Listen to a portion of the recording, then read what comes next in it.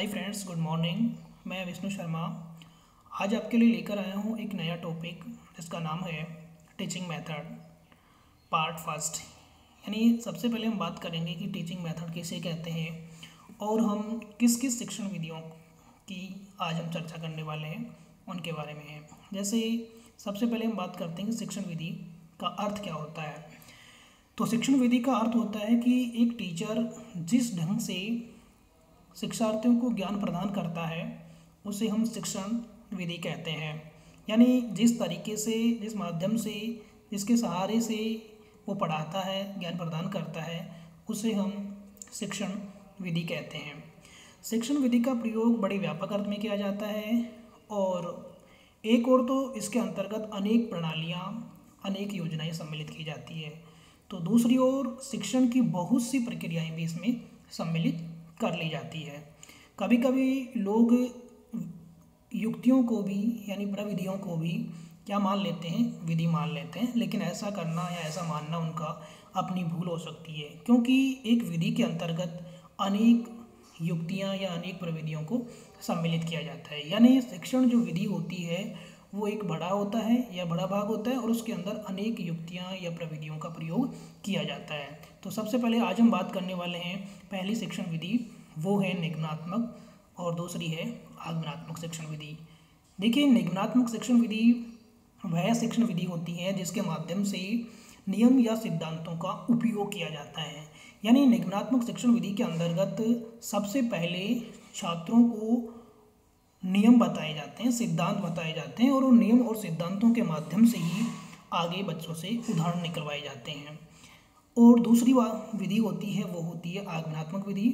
आगमनात्मक विधि निगमनात्मक विधि की जस्ट विपरीत विधि है या इसकी अपोजिट विधि मान सकते हैं, क्योंकि इसमें पहले बच्चों को उदाहरण बताए जाते हैं, उदाहरणों के माध्यम से फिर उसे हम क्या बताते हैं, नियम बताते हैं। यानी देखा जाए तो आगमनात्मक विधि और निगमनात्मक विधि एक दूसरे के विपरीत काम करती है, क्योंकि आगमनात्मक विधि के माध्यम से उदाहरणों का प्रयोग करते हुए, उदाहरणों को लेते हुए हम बच्चों को नियम की बात करते हैं या नियम या सिद्धांत समझाते हैं। जबकि निगमनात्मक विधि में इसका उल्टा होता है, वहाँ सबसे पहले हम बच्चों को नियम बताते हैं, ठीक है, और जब बच्चों को नियम ज्ञात हो जाता है तो उन नियमों के आधार पर, उन नियमों की सहायता से हम क्या करते हैं, एग्जाम्पल लेते हैं, ठीक है। तो देखिए, पाठ्य विषय को प्रस्तुत करने का जो ढंग हो सकते हैं, एक में छात्रों को कोई सामान्य सिद्धांत बता दिए जाते हैं जिसकी जांच या पुष्टि के लिए अनेक उदाहरण दिए जाते हैं। दूसरे में क्या होता है कि उदाहरणों की सहायता से सामान्य नियम निकलवाए जाते हैं। तो पहली विधि कौन सी हो गई, निगमनात्मक विधि, और दूसरी विधि कौन सी हो गई, आगमनात्मक विधि। देखिए, दोनों ही विधि का प्रयोग भाषा विज्ञान में किया जाता है, यानी व्याकरणिक विधि मानी जाती है आगमनात्मक विधि और कौन सी विधि, निगमनात्मक विधि। अब मैं थोड़ा इसमें आपको और समझाना चाहता हूँ कि जैसे आगमनात्मक विधि में आपको मैंने इससे पहले वाले जो पार्ट है उसमें आपको शिक्षण सूत्र बताए थे कि हमारे शिक्षण सूत्र होते हैं जो शिक्षण पढ़ाने में काम आते हैं। तो आगमनात्मक विधि जो होती है उसके लिए अगर हम शिक्षण सूत्र की बात करें तो शिक्षण सूत्र आता है जैसे ज्ञात से अज्ञात की ओर, विशेष से सामान्य की ओर, स्थूल से सूक्ष्म की ओर, विश्लेषण से संश्लेषण की ओर। यानी ये शिक्षण जो सूत्र हैं उनका प्रयोग आगमनात्मक विधि में किया जाता है। जबकि हम निगमनात्मक विधि की बात करें शिक्षण सूत्रों की, तो निगमनात्मक विधि के अंदर जो शिक्षण सूत्र होंगे वो हमारे आगमनात्मक शिक्षण सूत्र के बिल्कुल विपरीत होंगे, यानी इनके उल्टे आप मान सकते हो। जैसे ज्ञात से अज्ञात है तो हम क्या मानेंगे निगमनात्मक में, अज्ञात से ज्ञात की ओर, ठीक है, सामान्य से विशिष्ट की ओर हो जाएगा, इसी प्रकार संश्लेषण से विश्लेषण की ओर हो जाएगा, इसी प्रकार सूक्ष्म से स्थूल की हो जाएगा, स्थूल की ओर हो जाएगा। ये क्या है, ये जो शिक्षण सूत्र हैं ये निगमनात्मक विधि के शिक्षण सूत्र माने जा सकते हैं। यानी आगमनात्मक विधि और निगमनात्मक विधि दोनों विधियों का प्रयोग हम व्याकरणिक भाषा के अंदर करते हैं और इनके अंदर पहले यदि हम उदाहरण देते हैं और बाद में हम उदाहरण के प्रयोग करते हुए यदि नियम बताते हैं तो वो आगमनात्मक विधि मानी जाएगी। और यदि हम पहले बच्चों को क्या करेंगे, नियम बताएंगे और नियम की सहायता से हम फिर उसके उदाहरण देंगे तो वह विधि होगी कौन सी विधि, निगमनात्मक विधि, ठीक है। आगे हम बात करते हैं अगली विधि की, तो वो है कथन या व्याख्यान विधि। कथन या व्याख्यान विधि क्या होती है कि वस्तु हो सकती है या कोई दृष्टांत होती है। कोई दृष्टांत हो सकता है। ज्ञान प्राप्त करते करते जब बच्चों को कुछ अनुमान हो जाता है, ज्ञान प्राप्त करते करते जब बच्चों को कुछ अनुमान हो जाता है तो अप्रत्यक्ष वस्तु को भी वो क्या करता है, समझने लगता है। यानी किसी वस्तु को प्रत्यक्ष में देख करके जो उससे अनुभव करता है, जो अनुमान लगाता है, उसके माध्यम से वो क्या करता है, फिर धीरे धीरे अप्रत्यक्ष वस्तु को भी अभ्यास करने लगता है, समझने लगता है। तो ऐसी विधि को यदि हम पढ़ाते हैं सहारे से तो वह विधि मानी जाएगी कथन विधि। इसमें वर्णन के द्वारा छात्रों को पाठ्य वस्तु का ज्ञान दिया जाता है, परंतु इस विधि में छात्र अधिकतर निष्क्रिय हो जाता है, क्योंकि काम किसका होता है पूरा, इसमें पूरा जो काम होता है वो शिक्षक का ही होता है, और इसलिए छात्र क्या हो जाते हैं, निष्क्रिय हो जाते हैं। इसलिए इसको हम प्रभावशाली विधि नहीं मान सकते हैं। ठीक है। इसके लिए हमारे एक प्रसिद्ध शिक्षा शास्त्री हुए हैं हर्बर्ट स्पेंसर। उन्होंने कहा है कि बच्चों को कम से कम बतलाना चाहिए और उन्हें अधिक से अधिक स्वतः ज्ञान द्वारा सीखना चाहिए। ठीक है, कि हमें बच्चों को कम से कम बताए और अधिक से अधिक बच्चों से हम ज्ञान निकलवाएं। तो अगर ऐसा होता है तो वह होती है कौन सी विधि, कथन विधि, ऐसा हर्बर्ट स्पेंसर मानते हैं। अब व्याख्यान विधि के लिए उच्च जो कक्षाएं होती है उसके अंदर व्याख्यान विधि का प्रयोग किया जाता है और समझा जाता है। कथन विधि के लिए हर्बर्ट स्पेंसर ने कुछ सोपानों का प्रयोग किया है, जैसे प्रस्तावना है, प्रस्तुतिकरण है, तुलना या सिद्धांत स्थापन है, आवृत्ति है, प्रयोग है। ठीक है, ये जो कथन विधि के हर्बर्ट स्पेंसर ने सोपान दिए हैं, ये हम बात करें तो केवल ज्ञानार्जन के जो पाठ होते हैं उनके लिए इन सोपानों का प्रयोग किया जाता है। बल्कि जैसे कौशल है, रसास्वादन है, ठीक है, अगर ऐसे पाठ हो, जैसे हिंदी व्याकरण की बात करें हम तो उसमें ऐसे पाठ होते हैं रसास्वादन वाले, तो उसमें इन सभी सोपानों का प्रयोग नहीं किया जाता है। तो आपको समझ में आ गया होगा कि लेक्चर मेथड क्या होता है। इसमें कोई भी जो विषय वस्तु होती है वो बालक के सामने उसको प्रस्तुत किया जाता है, समझाया जाता है, और इस विधि के अंदर जो शिक्षक होता है वो तो क्या होता है, सक्रिय, और जो बालक होते हैं वो क्या होते हैं, निष्क्रिय। इस विधि का जो प्रयोग है वो उच्च शिक्षा के अंदर प्रयोग किया जाते हैं।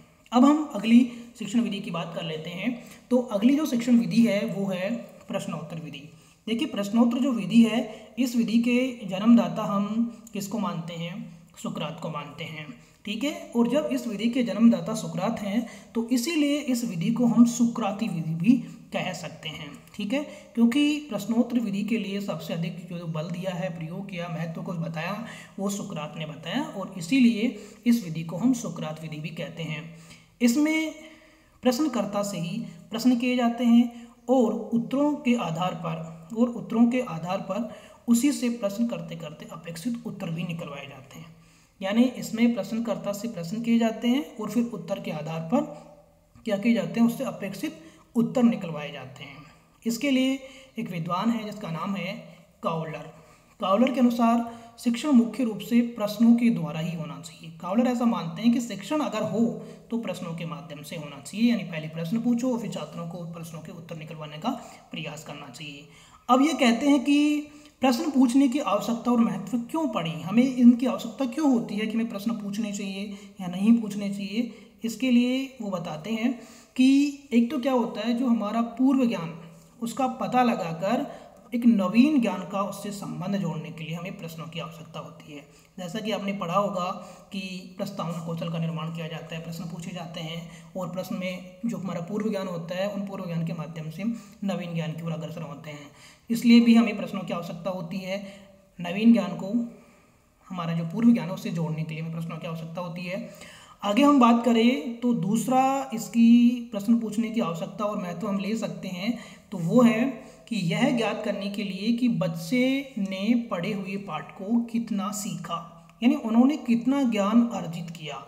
यदि बच्चों ने कितना ज्ञान अर्जित किया इसका हमें पता लगाना है तो इसके लिए भी हमें बच्चों से प्रश्न पूछने होंगे, तभी हम उसका पता लगा सकते हैं। और इसी प्रकार जो अगला है वो है कि बच्चों की समस्याओं को जानने के लिए उनके विवरण हेतु, यानी बच्चों की समस्या क्या है, उनकी समस्याओं का पता लगाने के लिए भी हमें प्रश्नों की आवश्यकता होती है और उसी के सहारे हम पाठ को आगे बढ़ाते हैं। तो हम समझ लिया हमने कि प्रश्नोत्तर विधि किसने दिया, उसको प्रतिपादित किसने किया था, सुकरात जी ने किया, तो इसलिए इस विधि को सुकराती विधि कहते हैं। इसमें बच्चों से पहले प्रश्न पूछे जाते हैं और फिर उन प्रश्नों से उत्तर निकलवाए जाते हैं। ठीक है, इनकी आवश्यकता क्यों पड़ी, क्योंकि हम एक तो जो हमारा पूर्व ज्ञान है उससे हमारे नवीन ज्ञान को जोड़ने के लिए इसकी आवश्यकता होती है। दूसरी हम बात करें तो यह ज्ञात करने के लिए कि बच्चे ने कितना पढ़ा, और तीसरी बच्चों की समस्याओं को जानने के लिए भी हमें प्रश्न पूछने होते हैं। अगली विधि की बात करें तो वो है करके सीखना, यानी लर्निंग बाई डूइंग। ये एक मनोवैज्ञानिक विधि है और ये विधि जो है वो है छात्र केंद्रित विधि है। यानी इसमें छात्र क्या होता है, ज़्यादा सक्रिय होता है, शिक्षक इतना सक्रिय नहीं होता है, केवल छात्र होता है। तो इस विधि का जन्म इसलिए हुआ कि जब शिक्षा के 3 आधार बताए गए हैं कि एक शिक्षा का आधार क्या होता है, विषय वस्तु हो सकती है, अध्यापक होता है और छात्र होता है। तो उसी को ध्यान में रखते हुए एक विधि आई और उसका नाम था लर्निंग बाय डूइंग, यानी करके सीखना। यानी इसमें बच्चे को स्व अनुभव से ज्ञान प्राप्त करना सिखाया जाता है कि बच्चा स्वयं कुछ करके सीखे। जब वो किसी कार्य को नहीं करेगा तब तक उसको उस कार्य का अनुभव नहीं होगा, और जब तक उसका अनुभव नहीं होगा तब तक उसके लिए वो क्या होगा, अपरिचित होगा। ठीक है, वो उसको ठीक तरह से ग्रहण नहीं कर पाएगा, समझ नहीं पाएगा। तो करके सीखना अर्थात स्व अनुभव द्वारा ज्ञान प्राप्त करना आजकल का सर्वाधिक और व्यापक शिक्षण सिद्धांत कह सकते हैं, नियम कह सकते हैं, विधि कह सकते हैं।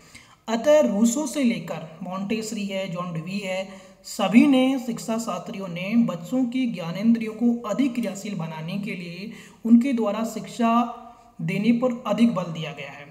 ठीक है, महात्मा गांधी की बात करें तो महात्मा गांधी जी ने भी बेसिक शिक्षा के अंदर, ठीक है, महात्मा गांधी की हम शिक्षा विधि पढ़ेंगे, वो शिक्षा विधि है बेसिक शिक्षा विधि। उन्होंने भी इसी को आधार मानती हुई, ठीक है, इसी को आधार मानते हुए एक विधि दी, और वो विधि थी कौन सी विधि, करके सीखने वाली विधि, लर्निंग बाय डूइंग। यानी जब तक बच्चा सीखेगा नहीं, खुद कार्य नहीं करेगा, तब तक वह नहीं सीख सकता। अतः सक्रिय विधि के अंतर्गत अनेक विधियों को सम्मिलित किया जा सकता है। जैसे हम बात करें तो एक विधि होती है कौन सी विधि, शोध विधि, जिसको हम होरिस्टिक विधि भी कहते हैं। अगली विधि होती है योजना विधि, परियोजना विधि, जो जॉन डेवी की है। ठीक है, इसी प्रकार डाल्टन विधि खेल विधि मानी जाती है, और बेसिक शिक्षा विधि जो कि महात्मा गांधी ने दी। ये सभी जो विधियां हैं ये करके सीखने पर बल देती है, अर्थात ये सभी विधियां जो है वो छात्र केंद्रित विधियां मानी जाती है। अंतिम विधि हम बात करें तो वो है प्रोजेक्ट विधि। ठीक है, परियोजना विधि, प्रोजेक्ट विधि, ये विधि है, और इस विधि को जो जन्मदाता है, प्रतिपादक है, वो माना जाता है अमेरिका के प्रसिद्ध शिक्षा शास्त्री जॉन डेवी को माना जाता है। देखिए, जॉन डेवी ने इनकी स्थापना की, संस्थापक रहे, और इसी विधि को फिर आगे बढ़ाने का काम किया था इनके शिष्य किलपैट्रिक ने। इसलिए किलपैट्रिक का संबंध परियोजना विधि से है, और एक विद्वान और थे, वो थे स्टीवंस। ठीक है, आदि जो विद्वान है जॉन डेवी, किलपैट्रिक, स्टीवंस, इन सभी ने मिलकर इस विधि को आगे बढ़ाया। ठीक है, प्रतिपादक तो जॉन डेवी थे, लेकिन इसको आगे बढ़ाने का काम किलपैट्रिक और स्टीवंस ने किया, इसलिए इनका भी इस विधि के अंदर योगदान है। बात करें हम प्रोजेक्ट विधि, तो इसके अनुसार ज्ञान प्राप्ति के लिए स्वाभाविक वातावरण अधिक उपयुक्त होता है। इस विधि से पढ़ाने के लिए कोई समस्या ली जाती है। ठीक है, समस्या लेंगे, छात्रों के सामने क्या करेंगे, उसको प्रस्तुत करेंगे। ठीक है, और छात्र फिर क्या करते हैं, उस समस्याओं का हल भी स्वयं ढूंढते हैं। ठीक है, जब तक हम छात्रों के सामने समस्या फेस नहीं करेंगे तब तक बच्चों को समस्याओं का पता नहीं लगेगा, और जब हम समस्या फेस करेंगे तो वो खुद भी छात्र क्या करेंगे, उसका हल निकालने का प्रयास करेंगे, उसके लिए योजना बनाएंगे, और योजनाओं को स्वाभाविक वातावरण में क्या करेंगे, वो पूर्ण करेंगे। इसी को आधार मानते हुए समस्या मूलक कार्य हैं को स्वाभाविक वातावरण में पूर्ण किया जाता है। यानी मैं आपको समझाऊं, परियोजना विधि क्या होता है। परियोजना विधि के अंतर्गत इसके अंदर बच्चों के सामने समस्या प्रस्तुत की जाती है, और जब बच्चों के सामने समस्या प्रस्तुत होगी तो बच्चा उस समस्याओं का समाधान ढूंढने के लिए योजना बनाएगा, और योजना भी उसी वातावरण में बना करके वो पूर्ण करेगा। यानी योजना बनाना, समस्या को ढूंढना, योजना बनाना, फिर समस्या का समाधान ढूंढना, ये सभी बच्चा स्वयं करता है। किस विधि के अंतर्गत, प्रोजेक्ट विधि के अंतर्गत। तो ये विधि रही जॉन डेवी की प्रोजेक्ट विधि। तो आज हमने बात की, सबसे पहले आगमन निगमन विधि की बात की हमने, इसके अलावा हमने बात की आज करके सीखना, लर्निंग बाय डूइंग वाले सिद्धांत की बात की, प्रोजेक्ट विधि की बात की हमने। तो ठीक है, आज के लिए दोस्तों इतना ही। नेक्स्ट क्लास में हम आगे की वीडियो की बात करेंगे। ठीक है, थैंक यू।